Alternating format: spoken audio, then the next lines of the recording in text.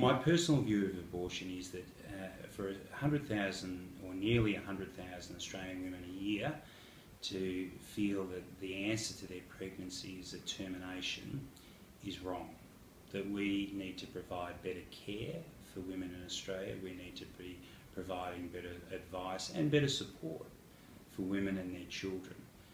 I can't believe that that's the best we can offer almost 100,000 Australian women each year. Do you concede that it is a woman's choice? Under the current laws, it absolutely is. What about ethically? Well, ethically, I think that women need to be provided with better assistance and care and support. And I think if that was provided, we wouldn't have anywhere near the numbers of abortions being performed that we have today. I was godparent to a child recently whose family turned around out the front of the clinic and went on to have their child. So I'm very familiar with that scenario. I'm not saying that it happens commonly, but it does happen. And I think for women to get to that point and still feel uncertain says something. But that would be the exception rather than the rule. Oh, I think if we could talk to people long before they got to the steps of the clinic, that would be even better.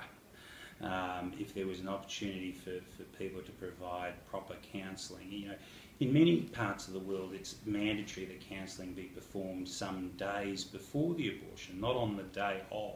Is that a role you see that the helpers could or should have? I don't know what would be the best way of providing that, and I mean there are professional bodies that could look at those sort of issues.